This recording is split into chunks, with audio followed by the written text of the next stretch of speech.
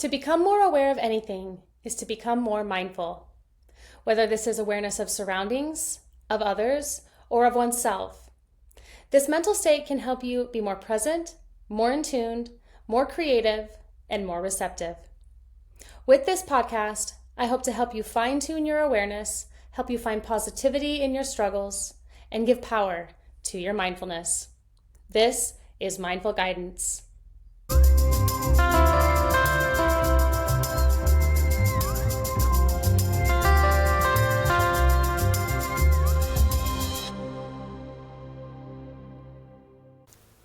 Hi, you guys. My name is Michaela, and I am so happy you're joining today.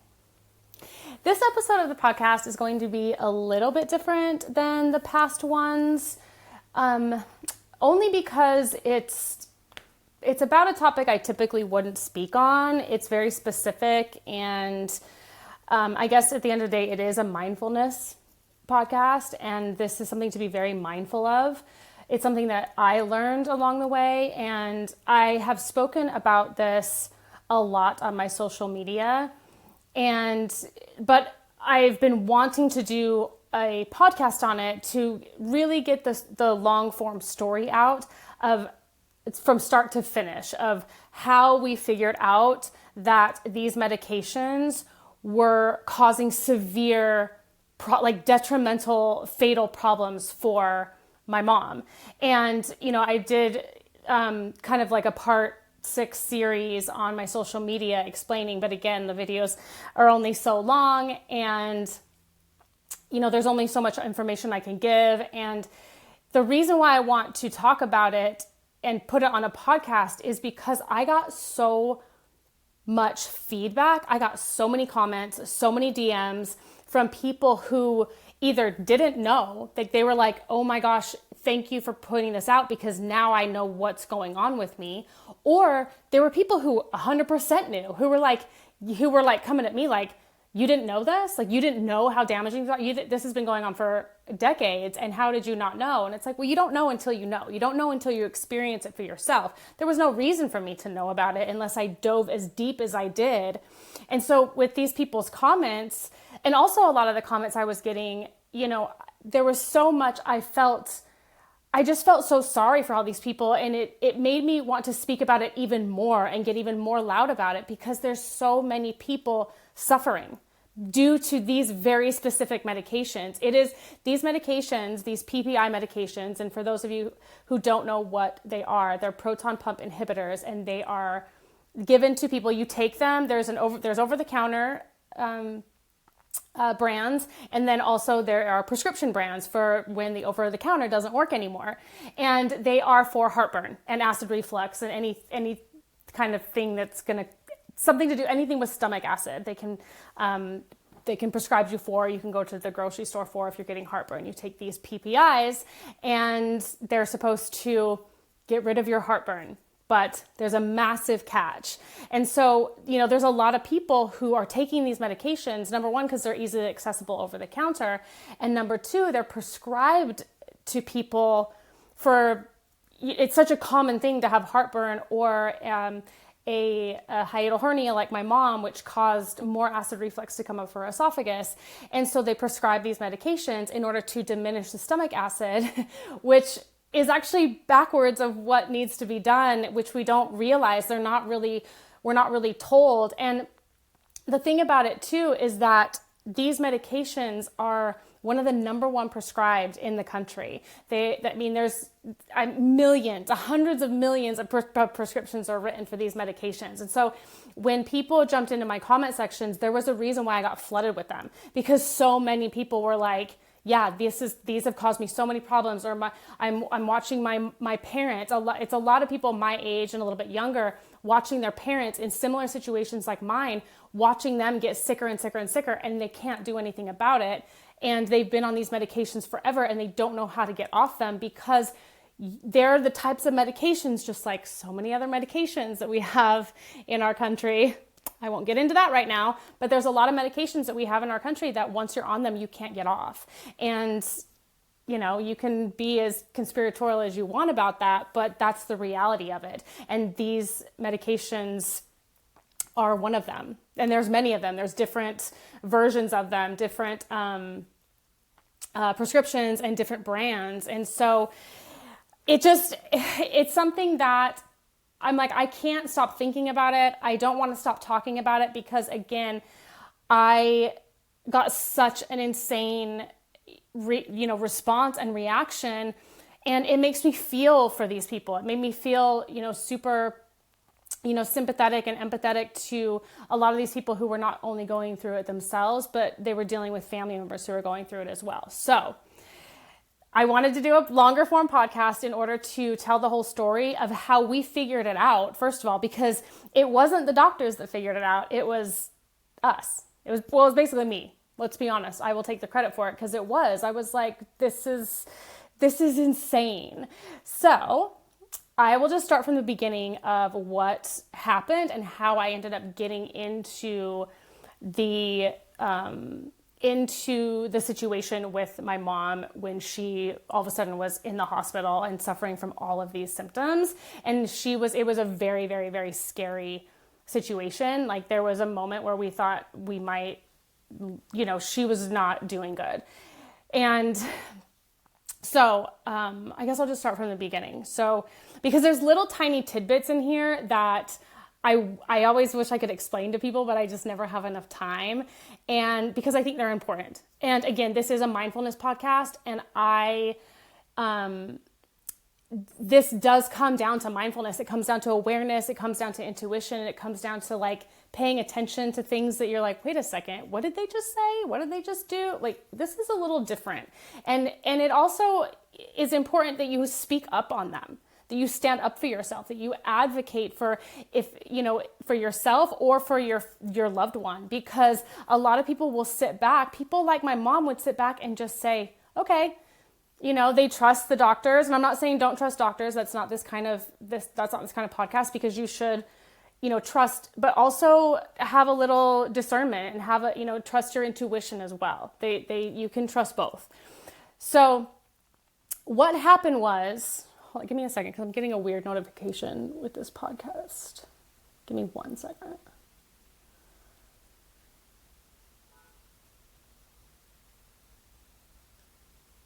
Okay, I don't understand what that means. Okay, so I'm just going to start from the beginning. So what happened was I, got a phone call from my sister. I live out of state from them. And she called to let me know that, that they were rushing my mom to the emergency room because she was having trouble breathing. Like, she was not doing well. So when they got her to the hospital, there was a number of things happening. So she had a bunch of lactic acid buildup. They originally thought she was septic, which they later realized she wasn't. But they were treating her for that because that's the way it looked when she came in, because she was so dehydrated. Her lactic acid was through the roof. They were just trying to figure it out. Obviously, it's the ER. And one of the things of course, I'm in just kind of overdrive. I'm looking things up. We're trying to figure out what's going on. My sister's just updating me on things. And they finally get her stabilized. Something that happened that's kind of random was her lungs, she couldn't breathe. Like, she absolutely couldn't breathe. And she ended up sort of like something came out of her, like essentially came out of her lungs. They tried to suction. They do the little suction thing that pulls stuff out of the lungs if you have pneumonia, which she did. She ended up with a really bad case of pneumonia, which she didn't realize she had. She knew she was sick, but she didn't realize that she had as severe of a case of pneumonia that she had. And so they did like a suction thing out of her lungs, and something came out. And so there was this whole kind of scary incident of when she first got there. They finally got her stabilized, and something that I want to let people know is, and I actually probably should have said this first, is my mom has an autoimmune disease. She has lupus. She was diagnosed with lupus when she was, I think, in her late 20s. Like, it's been a while. It's been a long time. I've known she's had it my whole life, for the most part. It's not new. She wasn't diagnosed 2 years ago, 10 years ago. It was, when she was very, very young. It was like 40 years ago. And so she has an autoimmune disease. It is the first thing that is listed in her chart. It's the first thing that's listed on her medical records. It's not a not known thing. It's not like they have to test her for it all the time. It is the number one thing on her medical records and on her chart is that she has lupus, which is an autoimmune disease.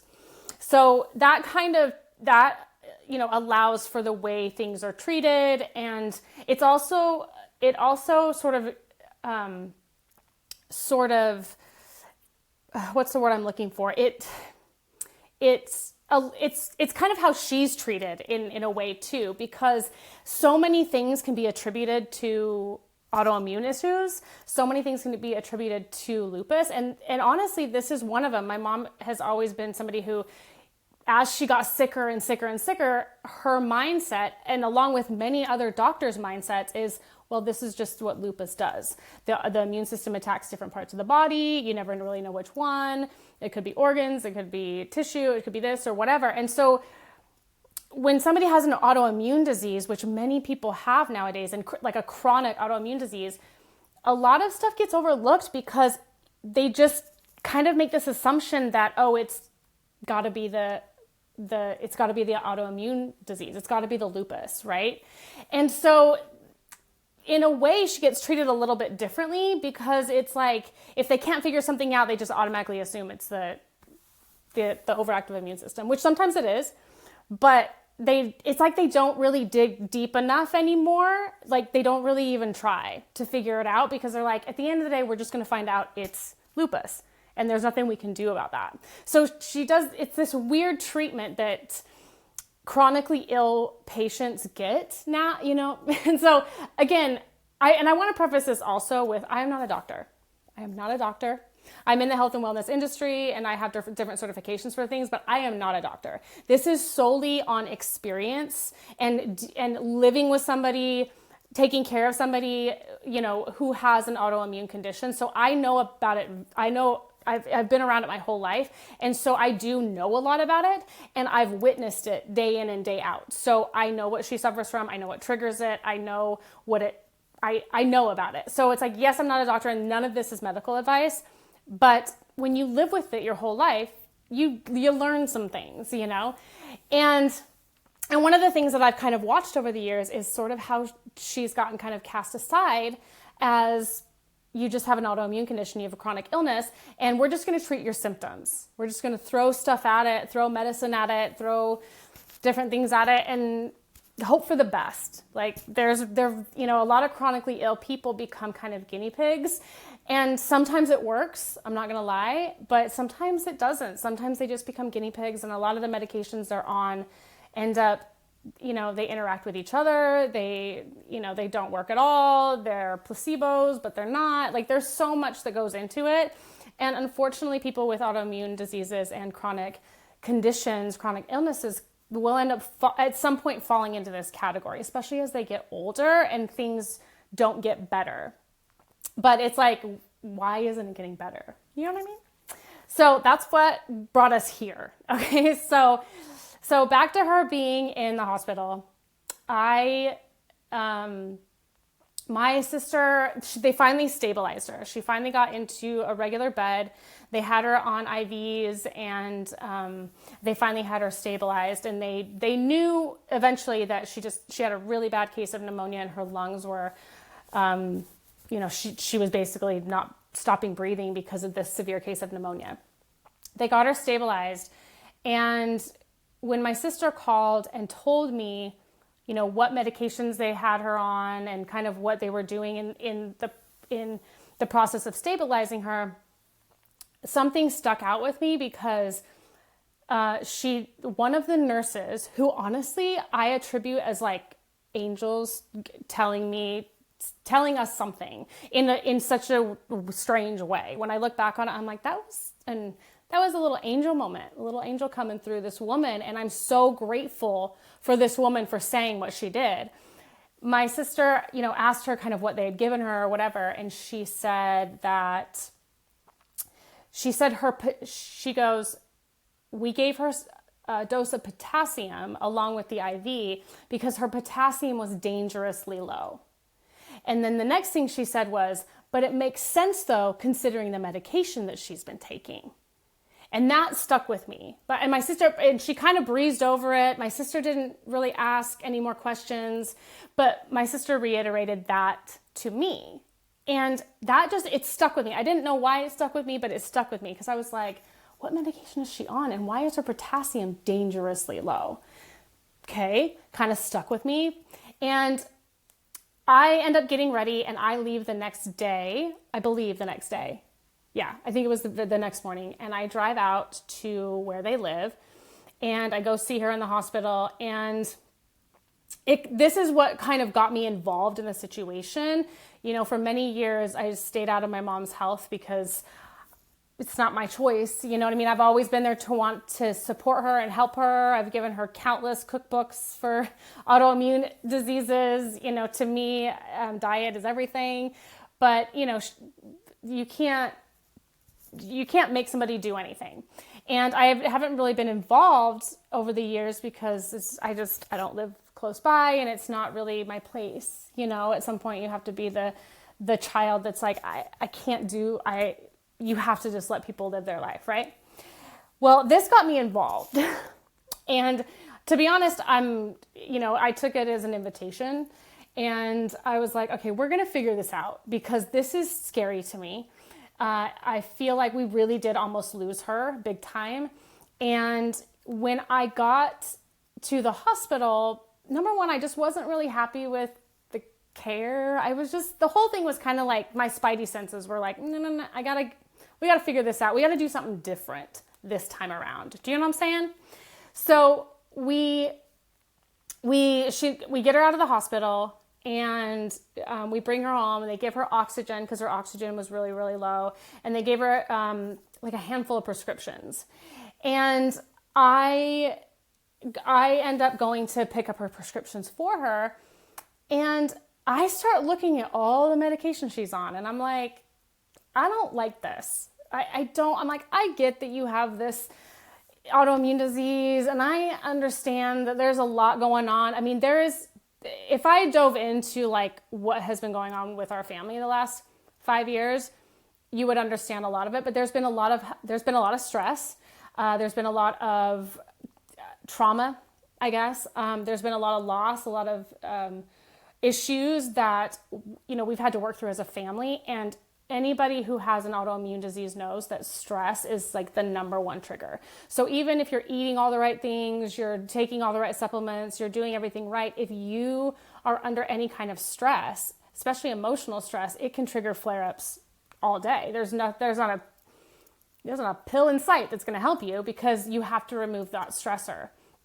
And so there's been a lot of that going on too. So there are different things that I could tap into that I'm not going to go into today, but I just want to point that out. I want you to point that out that we recognize that, we understand that. But I also know that being on all these medications, I was like, I need to go through this. And so I asked her, I was like, can I take charge of this? Like, can I figure this out? And she was like, yes, please. Because honestly, it terrified her. Like, she got to the point where she was scared. This was that wake up call, that scary wake up call that she thought she wasn't going to make it. And so after all these years of all of the things that have happened and the flare-ups and the illnesses and the things that she's, has had, this was the time that she was like, yes, whatever you need to do, I want to be here, So I was like, perfect. We're going to figure this out. I'm here now. I'm going to take charge and let's go. So anyway, I pick up the prescriptions. And again, this was another aha moment. I'm looking at these prescriptions. I'm like, what are these? And, I asked the pharmacist, I was like, what is this for? And, oh, that's for this. I'm like, and in my head, I'm like, does she need this? Like, this is a little odd, And so I get home and I start diving in. I start doing all the research on all these medications. The first thing I found out was that a lot of them interacted with each other in a very negative way. very negative. I was like, this should not be taken with this. It literally says on the bottle, like, do not take with these 3 things, and you just got this thing. So I'm like, did they not even look at your charts? I was like, somebody looked at your charts, because that nurse, again, said to me, it makes sense because of given the medication that she's on. So somebody looked at the chart. That lady looked at the chart. So I'm like, it's there. You know that she's taking this. So why is this prescribed? I was like, I had just a million questions. And honestly, I wanted to talk to that one specific nurse, but they weren't really around when I was there. So it's just what it is. Again, I took it as just an angel moment. So I start going through these medications, and I'm like, okay, we're not doing this one. We're not doing that one. And some would say, like, I've talked about this online on my social media, and a lot of people will jump in the comments. They're like, don't quit cold turkey. Don't have her take da-da-da. And I'm like, you know what I mean? I'm like, I'm not stupid. There was things that, she was going to be weaned off, and some stuff that was going to go immediately. Like, sorry, it's just going to happen. And some stuff is safe and some stuff isn't. And I'm aware of that. But I started going through different things, and I was like, okay, this one's got to go. This one can stay temporarily. This one's got to go. I just deep dived into all of this medication. So then I start doing that. And then right after that, she ended up with that hospital, and I think with Medicare or something, they offer like in-home care for when you leave the hospital. So we took it because they were like, this is an option. Do you want it? And I was like, yes. I was like, if we can have a nurse come every day this week, that would actually make me feel better. Because again, I'm somebody who does trust nurses and doctors. I would love to see my mom's vitals every single day to make sure they're getting better. And they're the ones who can test for that and give us advice on things. Are we doing something right or wrong? Like, by all means, the more the merrier. Let's work as a team. And so they brought in this like social worker guy, salesman, to be honest, He came in, and that was another interesting experience, because I asked him about different medications, because he was asking, he's like, well, are you taking this? Are you taking this? Because he wanted to make sure she was taking everything on the list that they were giving her. And I stepped in, I was honest. I was like, I don't think that she needs to take that, and he death stared me. Like, he was like, basically like, you're not the patient, I'm talking to her kind of thing, And I was like, oh, okay. And, he was like, you take whatever they give you. Like, they prescribe it to you. They found something that you need that for. So you take it. And she looked at me, and I was just like, all right. And she's like, okay, you have to like check a box or whatever. And I'm like, this is another weird thing. I'm like, what do you mean you take what they give you? I'm like, no, no. My body, I take it if I want to. They can prescribe it. And that was another thing I had to tell my mom. I was like, just because they prescribe it for you doesn't mean you have to take it. You can say thank you and take it, and then never take it. Like, it's okay. But again, some people will come at me and say that that's wrong too. But it was just like the force of it in a weird way. Like, I'm like, no, like, I've been prescribed things many times. I've been prescribed pain meds for things, and I don't take them because they make me sick. And even when I've told the doctor that, I'm like, these just make me really nauseous. They don't agree with me. They're like, well, just take it just in case. And it's like, okay. And so I'll take the prescription, but I never go and get it filled because I don't want to, So at the end of the day, it is our choice, by the way. It is your choice if you want to take something or not, period. If you feel that you need it, if you know that it works, awesome. Take it every day. But if something doesn't feel right to you, if it's something you don't believe in or don't agree with, like, you don't have to take it. At the end of the day, we are still in control. And that's one of the things that I am hoping that I'm teaching my mom, and I think she's getting that back, is I'm like, you have control over this. Like, I know that you have a chronic illness, but at the end of the day, you still have control. And, if it doesn't feel right, then it's not, So this sort of salesman, social worker guy really threw us off. And I was like, okay, I don't know. Like, this is just weird. And like, just that adamancy of, you will take this because they wrote this for you. That was another moment where I was like, I don't like that, But here's the thing, like, my mom grew up in that era where your doctor gives this to you and you take it because they say, well, you have this, or we think you have this, and we know that this helps, or we think this might help, take it and we'll see, right? Everything's an experiment. Take it and we'll see what happens. I've been there before. I was on anti-anxiety meds and antidepressants for a short amount of time, and everything was an experiment, trying to figure out how to balance with your chemistry. Everything is an experiment. And so, her being that type of person that's just kind of, okay, whatever's going to make me feel better, whatever's going to help me not be in a flare-up, whatever's going to help treat my symptoms, I'm here for it, So, but then all of a sudden she's on all these medications, and I'm like, they're interacting with each other in negative ways.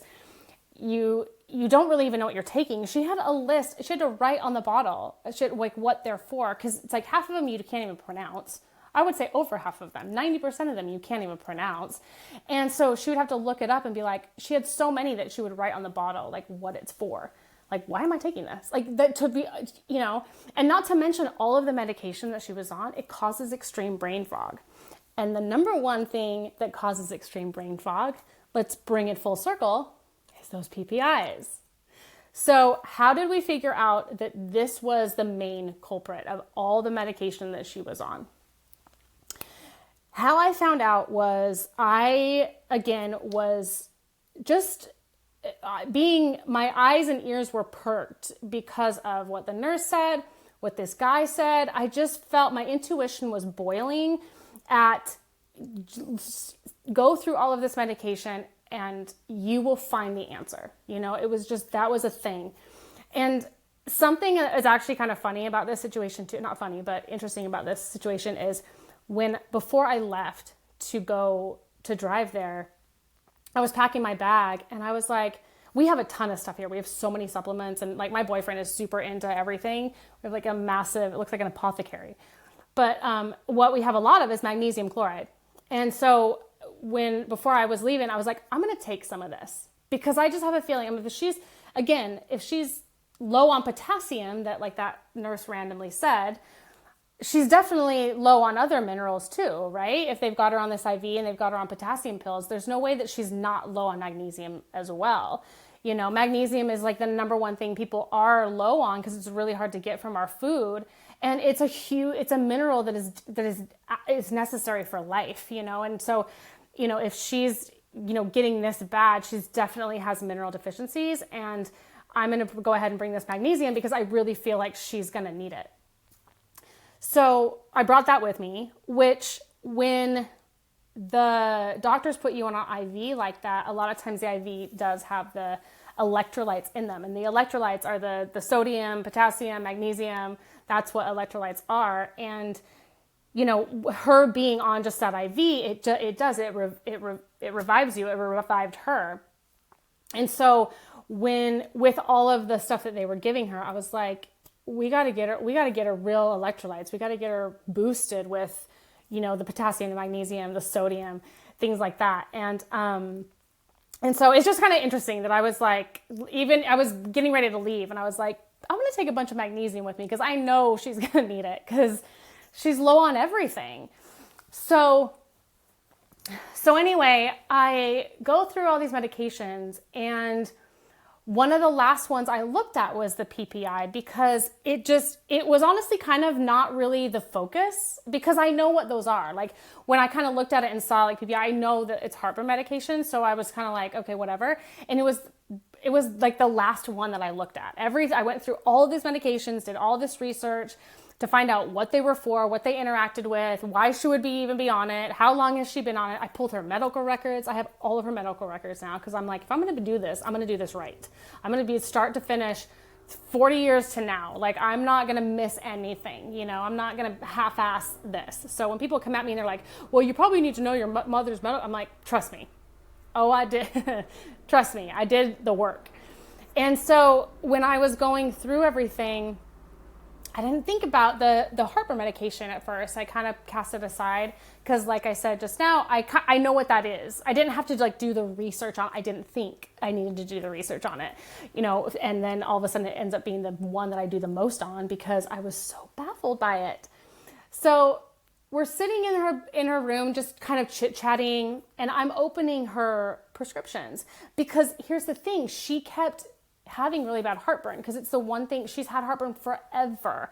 And so she has this heartburn. And so I go, cause she asked like, you know, do you have my heartburn medication? Cause she was getting acid reflux and stuff. And so I'm like, oh yeah, it's over here. So I open it cause it was a fresh prescription that we had just filled. And I open it and I pull out the pamphlet and I go to read it. I'm reading it. I'm like, before we do anything, I've read everything else. Let me just read through this. And I'm reading through the exact pamphlet. And I wish I had it on me right now because I would read it verbatim to you.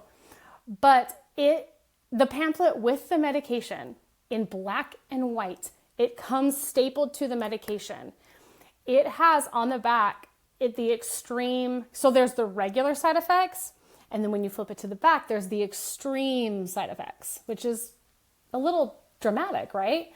And I flip it to the back, and the first one is, it says that it can cause, I think it was like what was it? Oh, I wish I had this right now on my, let me see if I can find out let me see if I took a picture of it because it's so important to what I'm talking about. And I wish I brought this up. Let me see. Oh,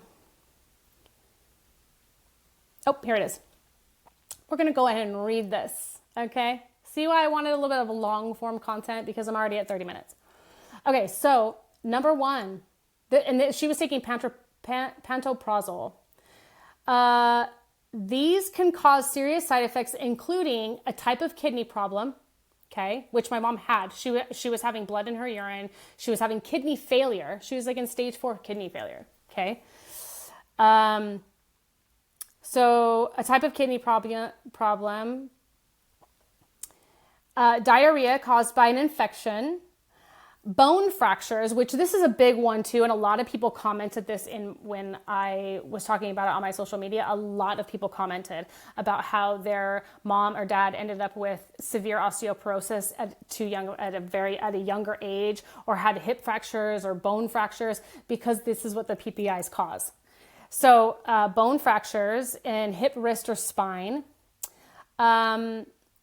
It says low magnesium right here, low magnesium and other mineral levels in your body can happen to people who have taken pantoprazole sodium delayed release tablets for at least 3 months. So there's that. So ding, ding, ding, the magnesium. And the thing about it is if you have magnesium deficiency like that, or any mineral, any of the electrolyte hardcore mineral deficiencies, you're cooked. Like your body can only last so long. It can't hydrate itself properly. And then last but not least, it can cause certain types of lupus. Lupus is an autoimmune disorder. The body's immune cells attack other cells or organs in the body. Some people who take PPI medications, including pantoprazole, may develop certain types of lupus or have worsening of the lupus they already have. We're going to have a moment of silence. I read that and immediately the amount of emotion that rose to my face, like I wanted to cry, I wanted to scream, I wanted to punch a pillow, I wanted to punch everybody. I was pissed at my mom. I was mad at her. Like I looked at her and I was like, did you know that this is a thing? And I read everything to her, and the color just drained from her face. Just drained. She was like, what? And I was like, do you read any of this? Like, I was angry at her at first because I'm like, hello? It's in fucking black and white right here. Like, what? And but you could see, it was like you could see all the puzzles clicking and coming together, and my mom just went ghost white. And I was like, you've got to be kidding me. All of the things you suffer from, these kidney issues, the mineral deficiencies that nurse, angel-like said, well, it's not surprising considering the medication she's on, which are the PPIs. They're the PPIs. Because there was no other medications of all the deep dives that I did that had those symptoms. None of them did. None of them would have made her her mineral. I mean, some of them probably do, honestly, because of the way that they metabolize in the body. I mean, there's so many things, there's so many side effects for different reasons. I'm not, going to get into that. But this one was so specific. And I was like, you got to be kidding me. And she was like, she looked at me. I mean, it's like, I don't even know how to like describe the feeling, because there was just so much emotion for me and her. Because I was just so like, I was sick to my stomach that these were being prescribed to her. And I asked her, I said, how long have you been taking these? She's like, I don't know, about 8 years. 8 years? I'm thinking she's going to say 6 months. 8 years. And again, when I posted about this online on my social media, so many people were like, I've been on this for years. I've been on this for 5 years, 10 years, 12 years. I've been on these. I can't get off of them. And again, because they're medications that work actually against the body, they give temporary relief, which you're only supposed to be on them if you take them. I'm just letting you guys know, if you take them, read the box. It tells you. That's the thing, it tells you. But like a lot of us just kind of don't read things. We trust the prescription. We just kind of overlook stuff. This is why it's a mindfulness practice. Like, make sure you're reading the side effects, and make sure you're reading the proper dosage. Make sure you're reading the proper time that you should be taking it, because PPIs specifically say that you shouldn't be taking them from at the most, the like most extreme case is 4 months. 4 months. But people are on them for so long because it actually works against the body's own system, and it makes it so you can't make stomach acid properly, which is a temporary relief, because we think, oh, we don't want acid because that's what's causing acid reflux and heartburn, which is a temporary relief. But once it starts working against the body and the body can't make its own stomach acid, then it backfires and you cannot get off of them. You just can't. So this spun us into a whole different trajectory, and I'm so grateful that it did. And it's like, even though we can't get back the time of all the illnesses that she's had to deal with, we can move forward. And that was the main thing. I'm like, I let myself have a mentee B, and so did she. But I was like, okay, all we're gonna do is we're gonna move forward. We're gonna figure this out. And she, luckily that was enough for her to be like, I never want to take one of those again. Whatever I have to do to not take them, I don't care what it is. And so I set out to figure out what that was. And I did. I mean, I did the deep dives on social media, on Google, on everything I could find to figure out how to wean yourself off of PPIs and what supplements to take in place of them so that you don't have any kind of, horrible reactions. And I found them. And I'll list them in the description. The main one being DGL, slippery elm, probiotics to help the stomach heal. There's a number of things that I gave my mom. There's a list.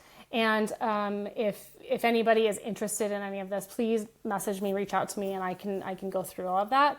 And I'll list it in the descriptions too of like what I gave my mom and why.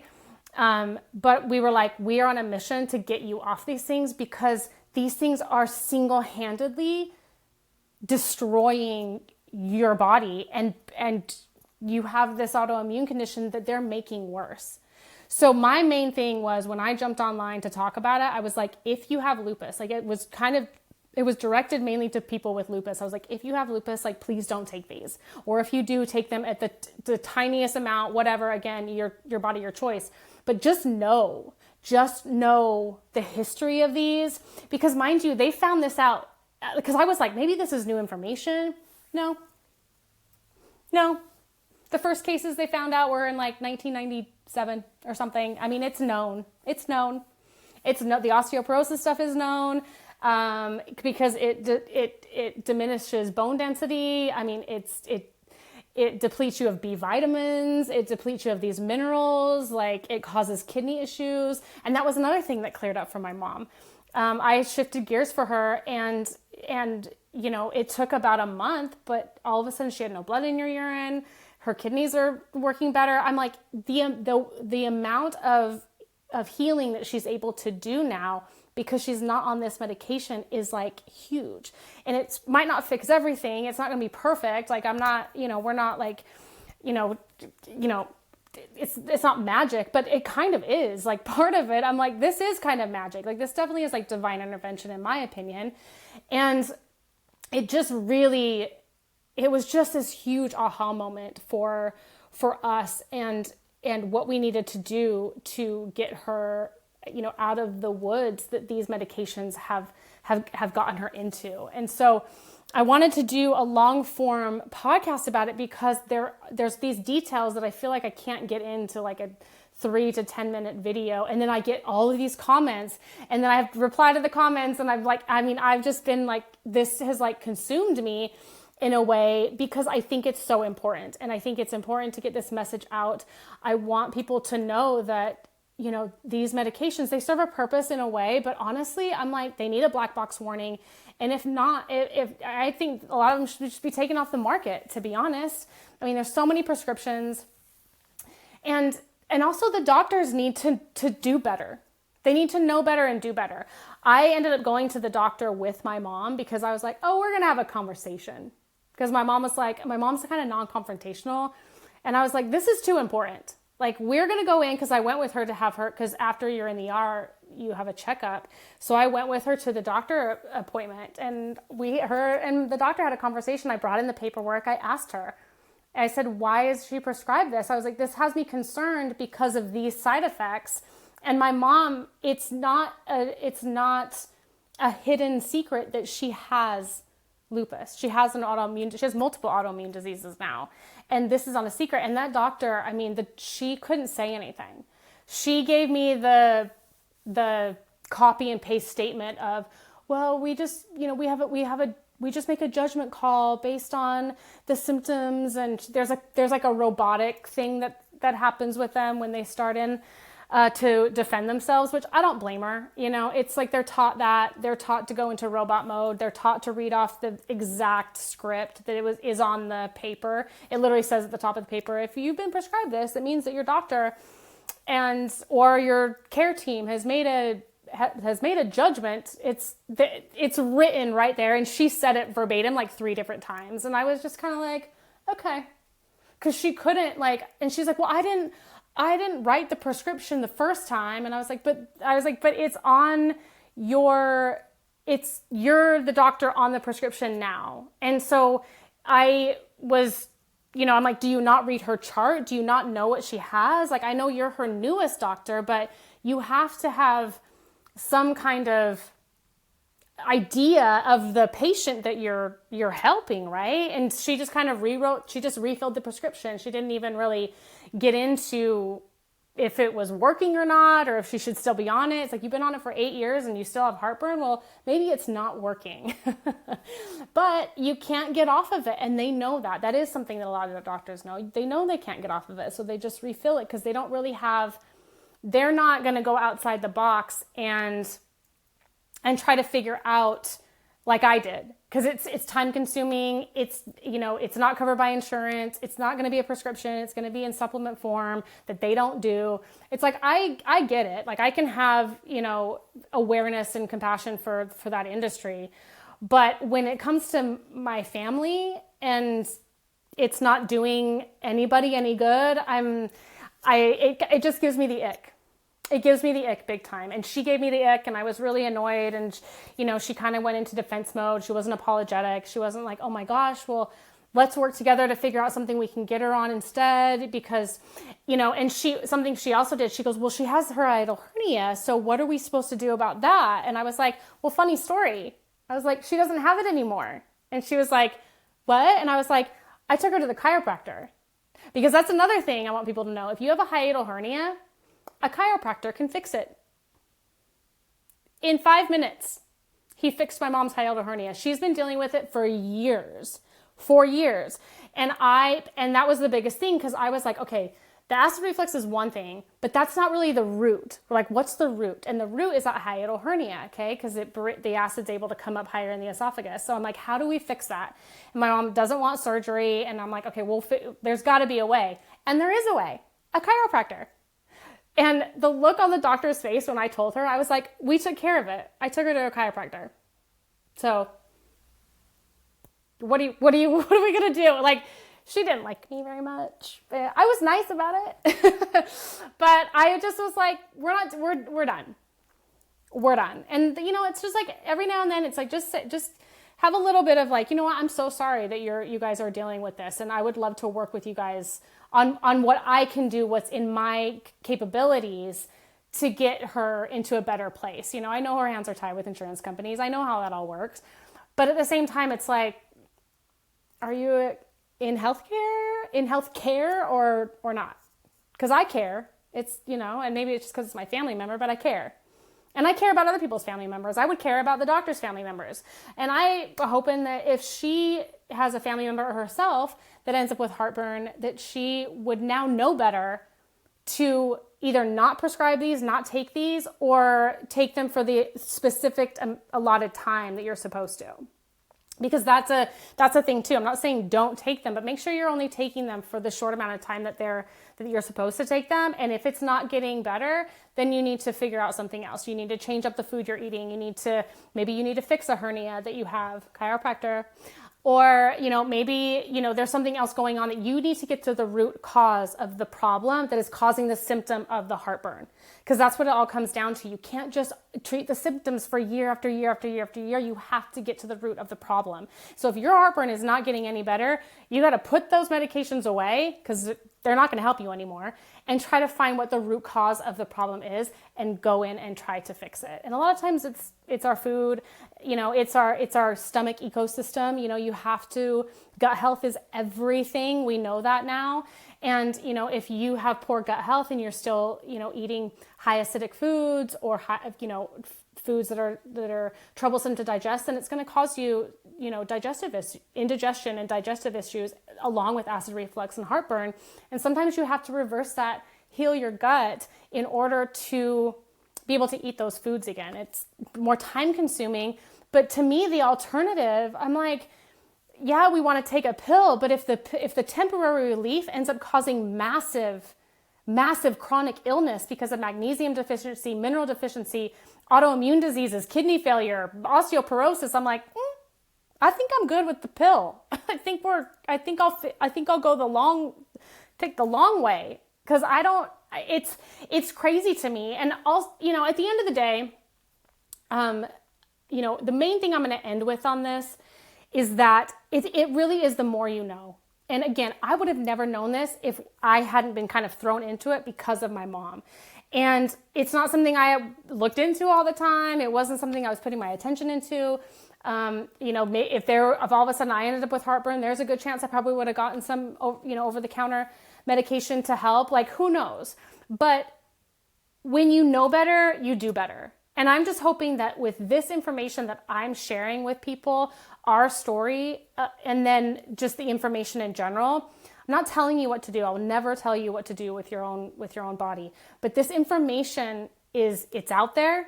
It's easy to find. It's factual. And with the amount of feedback that I got, I can't in good conscience not say anything. I cannot hold my tongue. I couldn't hold my tongue with that doctor. I can't hold my tongue on social media. And I can't hold my tongue when I want to share helpful information that could potentially rewind a lot of the health issues that people are having. Like my mom, I mean, even with her autoimmune condition, she's thriving right now because of everything that we were able to do for her and that she's doing diligently now, based on what we learned through this traumatic process. And, I'm grateful for the nurse that there was a little angel in my sister's ear. I'm grateful for the things that I was picked up on. And, I'm grateful for the knowledge and for even having the conversation with her daughter and stuff, with her doctor and stuff. Cause to me, that's just more metadata, right? To like understanding how things are working in that industry. So all this is just, it's information for you guys to take in. And I just want especially people who have lupus or having any kind of those serious symptoms, side effects that I talked about, the osteoporosis, the digestive issues, the kidney failure, any of those things, are you taking that medication? Is it in your prescription bag? Is it something that you've been taking regularly because of your heartburn? Because it's something to really look into. And there's a chance that it is, because it is a massively prescribed medication, and it's purchased over the counter all of the time. It's sitting on the shelves in different brands. So the chances are very high that it might be the culprit to you not getting better. And because there's a lot of people out there who are like, I'm just not getting better and I don't know what it is. My heartburn's not going away. I don't know what else to do. And you reach a point where you have to stop and become mindful and dive in. What am I taking? What am I ingesting? What can I remove to help myself feel better? Like, what is the root cause of all of these things? And how can I help myself get back on track? This podcast is to just preach that. I mean, to just preach to people that I do care about people's health. And if this helps one person out there have an aha moment and go, oh my gosh, this is me, or this is my parent, it makes me hopeful. So please share this with anybody that you think it might help, because I just think this information is incredibly important. And I honestly could talk about this for like another hour or two, but I'm running out of time. So I appreciate you guys listening if you've made it this far. And if you have any other questions or want to talk about it further, if you want me to do more, talk about it again, please comment or message me and let me know. Because you can see how like emotional I am about it. Like, I'm heated. I think I'm sweating because it just raises just so much, emotion in me. And I want people to get better. I want our world to be a healthier place. And if this helps even a handful of you, then I can sleep well at night. So thank you so much for joining me. And I probably have left out some things because I was just flowing. But I do have some housekeeping notes. I wrote this in my phone so I wouldn't forget, because I always forget to kind of promote myself. Shameless plug. I wrote down, I want to let everyone know that I do offer private coaching, because I do. I believe the thing that sets me apart from other coaches is that I help people unlearn and rewire patterns and unbind limited beliefs that we or they create that end up causing suffering. I blend a few modalities together so that we can look at different issues through different lenses, because different issues need to be looked at a couple different ways before we can actually go, oh, that's what it is. So it's something I kind of specialize in, and I also do a lot of intuitive guidance as well. I still offer home and space cleaning to those who have gotten to a place of overwhelm or depression and need help getting their space cleaned in order to start to feel better and get positive energy flowing, because a clean home and cleansing of the home can really help open your chakras and get positive energy flowing.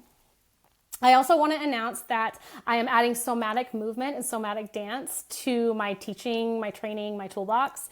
So if anyone is interested in energy movement and release in that way, please reach out for more information. The common denominator here is obviously energy release and energy clearing. I am a big fan of energy movement, and all the modalities that I do align with that. Replacing negative energy with positive can allow for really amazing things to flow, not only out of you, but through you and around you, and can really help bring you into alignment. So if any of that stuff sounds intriguing to you, please reach out. You can comment on YouTube. You can message me through my Instagram. You can email me as well. All of my information will always be down below. You can follow me on my social media to see what I have to offer and what I have going on, and all just my kind of entertaining little knickknacks. But thank you so much for joining me, you guys. Again, this is a really important topic for me. I probably will talk about it again because I can't stop. I just can't stop talking about it because it just gets under my skin so bad. And I think it's really important information to spread awareness around. And if you guys have any questions, please reach out at any time. So as always, have a wonderful and mindful day, and we'll see you next time. Bye. Choosing to work on mindfulness in everyday life is a big step to a more positive mindset, to relieving unnecessary stress, and to living a more mindful life. If you enjoyed this podcast, please remember to follow and rate the show. There are also links in the description to check out my website, where you can subscribe to my email list or get info on my ongoing coaching programs and what else I have to offer. You can also follow my wellness and mindset coaching Instagram and Facebook for daily motivation, updates, and free offers. Social media is a great place to connect, and I do love connecting to those that reach out for guidance. If you want to chat more about this topic, please feel free to reach out on any of my platforms. I would love to have an open discussion about how this resonates with you. As podcasting is not a money-making part of my life and something I do on the side without ads attached, gratuity is always welcome, if and only if you feel called to do so, because something lit you up, gave you an idea or new perspective, or you simply feel grateful in the moment and want to support a startup. There is a tip jar link below. I am always so grateful for the support. Thank you so much for listening, and have a wonderful, mindful day. Until next time.